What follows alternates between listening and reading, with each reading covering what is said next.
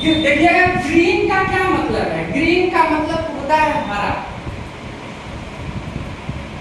Green का क्या मतलब है, हरा। हरा किससे रिलेटेड है, हरा आपके इन्वायरमेंट से रिलेटेड है। किससे रिलेटेड है, पर्यावरण से संबंधित है, पर्यावरण से।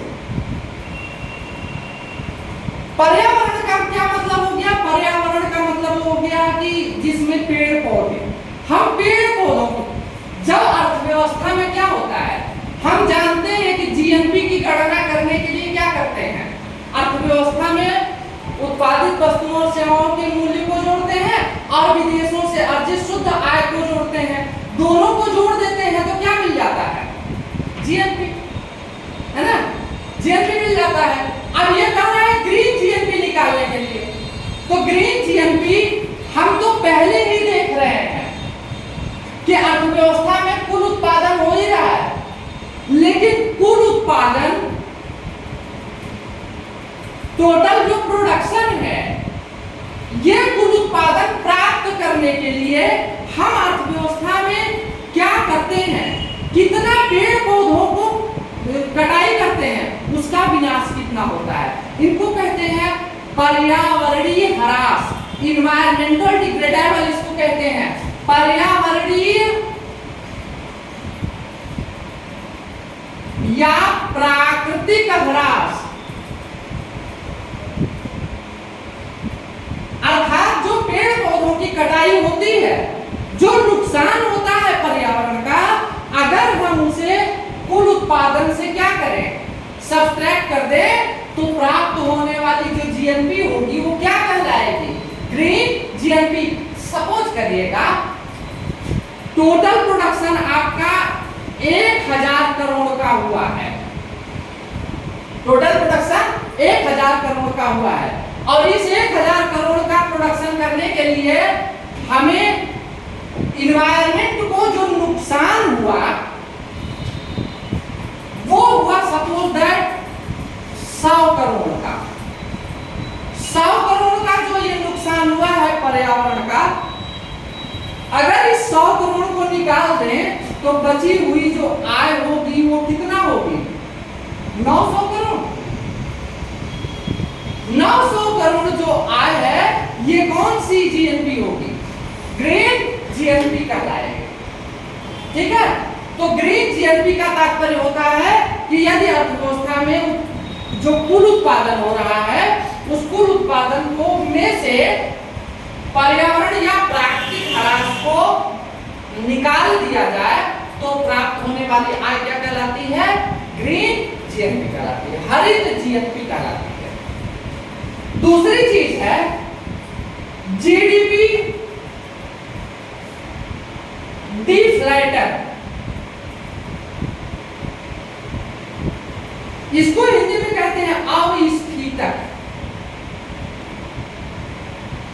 ये डिफ्लेटर क्या होता है, जीडीपी डिफ्लेटर क्या होता है, इसको कैसे निकालते हैं, तो जीडीपी डिफ्लेटर देखिए हमने आपको बताया है कि जीडीपी को या जीएनपी को किसी को भी दो भागों में, दो रूपों में मापते हैं।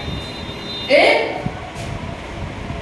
जीडीपी एमपी मार्केट प्राइस पर और दूसरा GDP FC factor cost per. इसको कहते हैं नॉमिनल और इसको कहते हैं रियल। जीडीपी एमपी को क्या कहते हैं, नॉमिनल वैल्यू, और जीडीपी एफसी को रियल वैल्यू कहते हैं या रियल जीडीपी कहते हैं। इसको हम क्या करते हैं, इसको कहते हैं डिमांड साइड। क्या है ये, डिमांड साइड है ना, और ये है आपका सप्लाई साइड। ठीक है, तो इस प्रकार जीडीपी डिफ्लेटर की जब हम बात करते हैं तो जीडीपी डिफ्लेटर को निकालने का फॉर्मूला होता है GDP MP upon GDP FC गुणे 100 या nominal GDP upon real GDP. देखिए लिख दिया ना, इसी को आप अपॉन में कर सकते हैं, सारे फार्मूले वही है। GDP MP upon GDP FC, या nominal GDP upon real GDP, या demand side upon supply side GDP. इसी तरह से अगर हम जीएनपी की बात करें इसके स्थान पर जीएनपी डिफ्लेटर, तो जीएनपी डिफ्लेटर को भी हम ऐसे लिख सकते हैं GNP MP upon GNP FC, या nominal GNP upon real GNP. तो जीडीपी या जीएनपी डिफ्लेटर निकालते हैं हम, और हम पूरे क्या करते हैं, सॉल्व करते हैं। तब हम जो वैल्यू निकल के आती है वो जीडीपी डिफ्लेटर या जीएनपी डिफ्लेटर कहलाती है। अब सोचिए कि अगर नॉमिनल वैल्यू आपकी 150 है, रियल वैल्यू अगर 300 है, तो जीडीपी डिफ्लेटर क्या होगा, 50। अगर हम कहें कि या उल्टा कर देते हैं, 300 आपके नॉमिनल वैल्यू है और रियल वैल्यू आपका 150 है, जीडीपी डिफ्लेटर क्या होगा, तब आप देखेंगे कि 300 बटे 150 गुणे 100 है ना, क्या हो जाएगा, जीडीपी डिफ्लेटर। तो आप ये 100 किस लिए कर रहे हैं, 100% निकालने के लिए किया जाता है। जब किसी चीज का प्रतिशत में आकलन किया जाता है तो लास्ट में गुणे क्या किया जाता है, मल्टीप्लाई 100 से किया जाता है। दूसरी तरफ होता है विकास दर, ग्रोथ रेट। ग्रोथ रेट कैसे निकालते हैं, आइए बताते हैं ग्रोथ रेट कैसे निकालते हैं। बहुत ही महत्वपूर्ण है।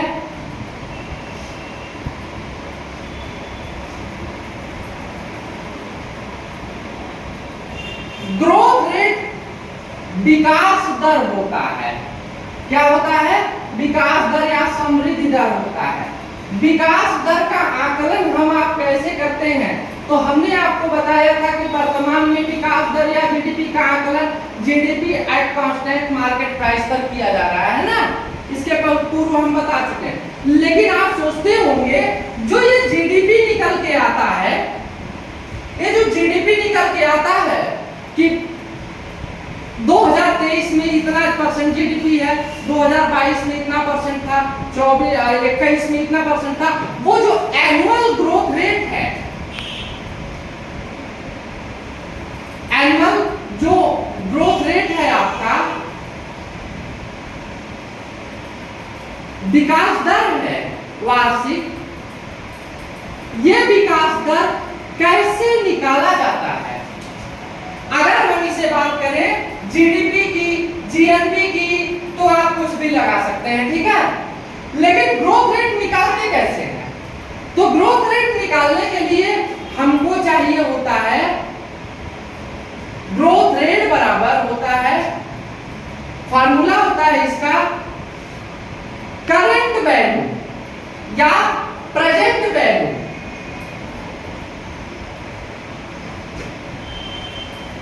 Current value minus past value upon past value गुणे 100, या आप इसको दूसरे फार्मूले में लिख सकते हैं कि final value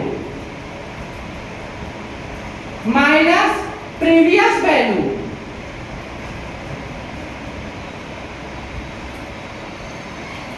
upon previous value गुणे 100।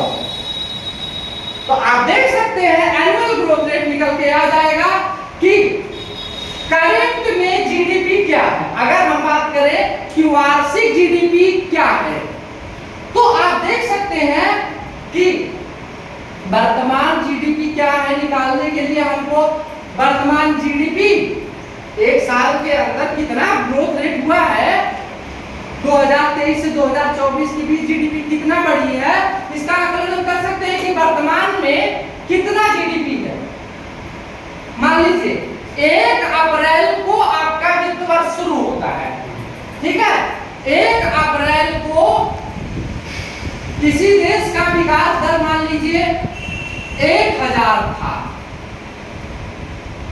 ठीक है, या जनसंख्या वहां की कितना थी, 1000 थी, और 31 मार्च को, 31 मार्च क्या है, एंडिंग वैल्यू है, ठीक है, ये ओपनिंग वैल्यू है और ये एंडिंग वैल्यू है, अर्थात ये आपका पास्ट हो गया और ये आपका क्या हो गया, 31 प्रेजेंट हो गया, या 31 आपका फाइनल हो गया और एक जो है आपका प्रीवियस हो गया। तो अब देखिए 31 मार्च को यहाँ पर अब यहाँ की जनसंख्या मान लीजिए 10,000 हो जाती है। 1 अप्रैल को कितना था, 1000, 31 मार्च को कितना है, तो 1000, आप देखेंगे फाइनल वैल्यू क्या है आपकी 10,000, एंडिंग वैल्यू है, प्रीवियस वैल्यू कितना है 1000 बटे प्रीवियस वैल्यू कितना है 1000 गुणे 100। तो देख सकते हैं एनुअल ग्रोथ रेट आपको निकाल सकते हैं, इसी तरह से कंपाउंड ग्रोथ रेट निकाला जाता है, F अपान S, उसका फार्मूला होता है F अपान S का पावर 1 बाई ईयर माइनस 1 गुणे 100। ये कंपाउंड मान लीजिए 4 वर्षों के ग्रोथ रेट को निकालना होगा कि 2020 से 24 तक, 2024 तक विकास दर क्या रहा, तो y की वैल्यू क्या हो जाएगी 4 वर्ष, y इक्वल टू 4 ईयर, ठीक है, y इक्वल टू 4 ईयर। अब ये कंपाउंड हो गया, एक साथ सबका वार्षिक वृद्धि दर कंपाउंड एनुअल ग्रोथ रेट निकल के आएगा, ठीक है। इसका फार्मूला ये है कि कई वर्षों का जब एक साथ निकाला जाता है और एक एक वर्ष का निकालने के लिए इस प्रकार से फार्मूले का इस्तेमाल करते हुए ग्रोथ रेट को निकाला जाता है। तो आप देख सकते हैं 9000 बटे 1000 गुणे 100 बराबर, आप देख सकते हैं, है ना। तो इस प्रकार 900% निकल के आएगा, है ना। ये जनसंख्या में इस एरिया के या इस देश की जनसंख्या या राष्ट्रीय आय में वृद्धि हुई, इसको चाहिए